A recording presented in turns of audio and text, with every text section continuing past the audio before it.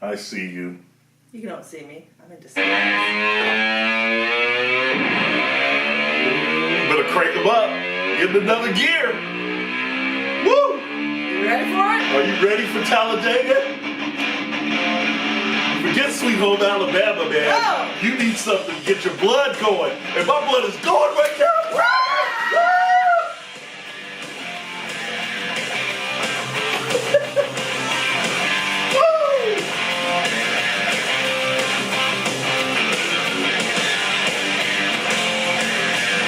Woo! Ready for Talladega, Alabama. Yeah, my heart. Woo. Can't stop my heart. Woo. I'm out of breath again. That's our exercise for the week, babe. Man, got it in, man. Woo! Welcome. No onions, no tomatoes. That's right. How you loving that? Woo! If you're not ready for the race now, you ain't never gonna be ready. This is one of my favorite races of the year. All right. Before we get to the race, Oh boy. my favorite part of the podcast is the question from the bucket of questions. Woo, let's calm down. Let's get some fun. Calm down. All right, let's go. Get a hold of yourself. I'll draw. Here we go. All right, what's this? Hey, send your questions in. You know what? We've had a boatload of questions. Ooh. Not really. Favorite Kool-Aid flavor? Grape. In the Urban Dictionary, grape is known as blue. and my favorite, of course, is chicken. Man, you gotta go with, no, the tropical punch. When that tropical punch came out, money. Great. It's great. No, it's not great. It's great. I like tropical punch too, though. That's my second favorite. Yeah, man. Then you gotta go with red. Gotta go with cherry for real. No. You know, we were on a limited budget in Compton, so I think we got two jugs of Kool-Aid out of one packet. That's called Tough living, man. That's called tough living. All right, now what's We ain't doing that no more, Mama. That's Daddy. All right, let's get into it. Let's get into Talladega, big time race, Alabama. Here we come. All right, this is the biggest about? and the baddest, right? Yeah, they call it. Baddest, man. Yeah, big, and we have Big Bill France. Yeah. The founder of NASCAR to thank for this. I guess he was taking a drive down I-20 one day and was like, "Hey, why don't I put the biggest racetrack in NASCAR here?" We drove by it. Yeah, you can't help but see it off I-20. 2.66 miles around. Tri-oval, 33-degree banking. That's steeper than Daytona, folks.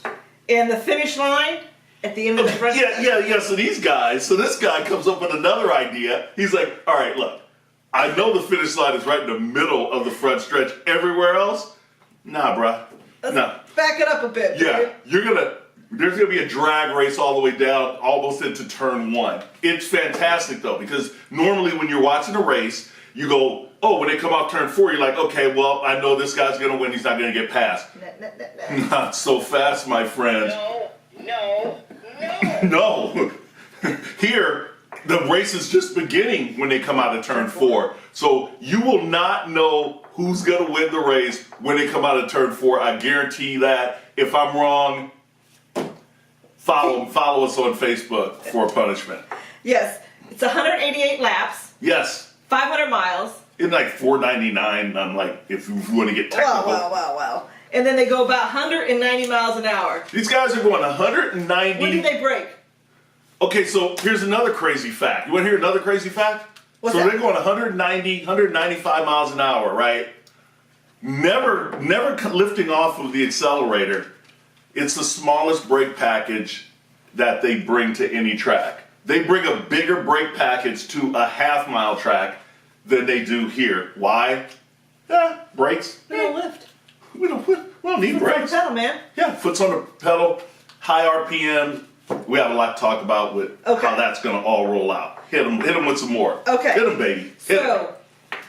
Man, I'm pumped. Okay, so is Ford domination going to continue? Okay, so Brad Keselowski, this guy back here, he's the Pied Piper.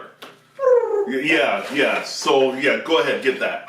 So, before, Dell Jr., well, it was Dell Sr., then Dell Jr. were the Pied Pipers. Brad Keselowski, last 10 races here. Let me get my stats out. He's won 3. He's won 3 of the last 10. He's got 4 top 5s and 5 top 10s. This guy is rolling here. He won here last year in the fall. But Ford has won 8 out of the last 11 races. Unbelievable what's happening. You got Joey Logano, you got Ricky Stenhouse. These guys. Somehow Ford has something figured out at these restrictor plate races. Okay, so before we get into the actual facts of the drivers for this racetrack, what do you and I say amongst ourselves about drivers who could win a race every week? Okay, so we have the fine 9 or the magic 9 is what we call it, right? So we have 9 drivers that we feel like any race, anywhere, anytime they can win. Right. You want to list them off? Yes, Brad Keselowski, Kevin Harvick, Denny Hamlin, Kyle Busch, Joey Logano, Kurt Busch, Kyle Larson, Jimmy Johnson, Martin Truex Jr. That's it. Every track we think they have a shot. They got a shot. Then we have the other drivers that, given the circumstances, they could win. Yeah, like some things shake out. So like a Jamie McMurray or like a Chris Buescher or David Reagan or Ryan Blaney, Ryan Newman, Alex Bowman maybe if things shake right. And because some of those guys have won a race before. Right. And so with Talladega, that all goes out the window. You know who can win? Anybody. Anybody could win. But we do have some people that drive better here. Yes, let's talk about it. And so we'll talk about last year first. So last year, the winner was Ricky Stenhouse. And what's big about winning here today? If you win here today and you stay in the top 30 in points, you have just punched your ticket into the playoffs. That's what Ricky Stenhouse did last year. That's right. And so Ricky Stenhouse brings home the win, gets into the chase. Jamie McMurray, Kyle Busch, Eric Almirola, Casey Kane, Kurt Busch, Brad Kay, Jimmy Johnson, Paul Menard, and David Reagan were your top 10. And a few of those names you don't hear in your top 10. Big races with Menard. That's I can't think of it now. Okay. We like Menards, though. It's really brought up. Yeah. Okay. And so Stenhouse also won the pole. 11% rebate is a ripoff, too. Go ahead. Stenhouse also won the pole last year on that. And yeah. So he went from pole to checker, right? Yeah. And he punched his way in, and then he validated that win by winning another super speedway. He won at Daytona in July. So he was filming himself in Daytona earlier this year and was a clown and wrecked out. That's right. Guys are going to be ultra aggressive today because today is a day where you can beat one of the fine 9 and actually punch your ticket. But maybe Kyle Busch will go for 4 in a row. Anyway, but last year, Brad Kay, who drives really well here, got a stage win, and so did Denny Hamlin. Yes. And so then let's talk about over the last 10 races. 10 races, right? Who does well here? And again, it's Brad Kay, has 4 wins. Stenhouse right here, but he's Stenhouse in Ford equipment. He has 5 top 10s and a win. Yeah, and Joey has 2 wins. Yep. But then you have all these people with 5 or more top 10s, which is Brad Kay, Ricky Stenhouse, Clint Bowyer, Paul Menard, Kurt Busch. Then you drop down to 4 top 10s, and it's Kevin Harvick. And Kevin Harvick is sitting on the pole. That's today. right. We're going to talk about that. So he's on the pole. I will say something about the pole. The pole's important, I guess, at every race, but not as much here. It may count for pit stall selection, but you can literally start in the back and win a race. Well, man, actually, Kyle Busch proved that last week at Richmond. Wasn't a super speedway, but here especially. Yes, and so we just said Kevin Harvick's on the pole. The remaining top 10 qualifying was Kurt Busch, Martin Truex, Denny Hamlin, Chase Elliott, Eric Jones, Ricky Stenhouse, Clint Bowyer, Joey Logano, and Brad Kay. So when you hear those names, you think, okay, well, a lot of those are part of the 5-9, the fine 9, but the wrecks that can happen here take people out. All right. Some of these racetracks are it's like Usain Bolt, in 100 meters, right? It's quick, boom, boom, boom. This is a marathon, and it is a test of survival, okay? There are going to be accidents. There's going to be a few accidents.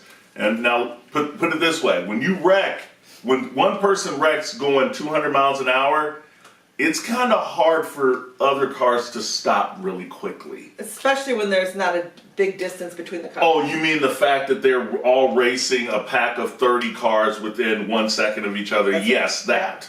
Yeah. So it leads to big wrecks with cars being taken out. It becomes a test of survival. Sort of like Daytona with Bubba Wallace. Like my new Bubba Wallace shirt? Surviving Sending you Daytona and then ending up finishing second. Now, some people say it's luck, but I also think it's car positioning. Where are you positioning your car? Are you putting it in a spot where, man, if something happens, I can bail out? Or I'm not racing around. Where are they at? Clowns. Continue. So the I other ate coffee. the other thing is, take for example, practice. We had Jamie McMurray, what was he doing? I turned the TV on. He's on his roof. yeah, he did a couple barrel rolls. Yes, he barrel rolls, comes out. It was 8 seconds, so if it was at a rodeo, it would have been a good thing. But but he took out another car in Yeah, practice. he took out Ryan Newman's car, and so you got guys going to backups like in practice. But that's how hairy it can get here. And then when you add in the fact that the stakes are so high with drivers that can't possibly win at other tracks, going, I can win here. This is my chance Today. Yeah. And so, what else did we talk about? How about Almirola having some problems? What was that about? So Eric Almirola goes out on his qualifying lap yesterday and either broke a track bar, lost a tire, and ended up limping around, and then spun out. Because it's crazy, because he was going 190 miles an hour, and you think, oh, he's slowing down. But when he slowed down, it was only to 150, and it looked like he wasn't even moving. Then the car ended up spinning out. He did save it. Not sure if he's going to a backup car, but they're definitely going to have to change the tires and look at the undercarriage of that vehicle. Okay, so the bottom line, Talladega, biggest, baddest, anybody has a chance to win, tune in. Every lap counts. This is one race that I lobby for to be commercial free, because something can happen at any second, and it usually does. They come back off commercial and they go, the big one, and then you're just looking to make sure it wasn't your driver involved. That's right. So, what else is our big news from this week? We have somebody coming back. Woo! Matt Kenseth, Matt the Brat? Matt the Brat is back, going back home to Roush Fenway, where he won his championship, and he is going to be now splitting time in the 6 car of Trevor Bayne. Trevor Bayne of my existence. So it's Trevor Bayne. I'm working, in Kansas, so he's going to take over in Kansas. Ooh, his first 2 weeks, run. Yeah, people. and we'll be there. Get your tickets. Get your tickets, okay? Go to KansasSpeedway.com. Get those tickets. If you're military or if you're a federal employee, you can get some pretty good discounts. Check it out. Now, back to Matt Kenseth. So it's a good idea for them to bring him in. Oh, I want a chance to win. Who am I going to choose? Kenseth over Bayne? I believe literally, this list, the Fine 9 is going to go into the top 10 because he can win anyway. And I don't, because I believe his driver talent is that superior to Trevor Bayne, where he's going to give better feedback to the team to set up a better car. And he's just a better driver. Yeah, and His skill set's just better. Yeah, his skill set is just super off the chart. So it's just going to be good to have Matt back, and whew, man. I'm telling you something. I'm juiced. Let's go racing, folks. All right. Hey, do we have anything else to say? That's it. All right. Tune in to Fox, and this thing's going to be awesome. Going to be some great weather. Edge of your seat. Let's get going, baby.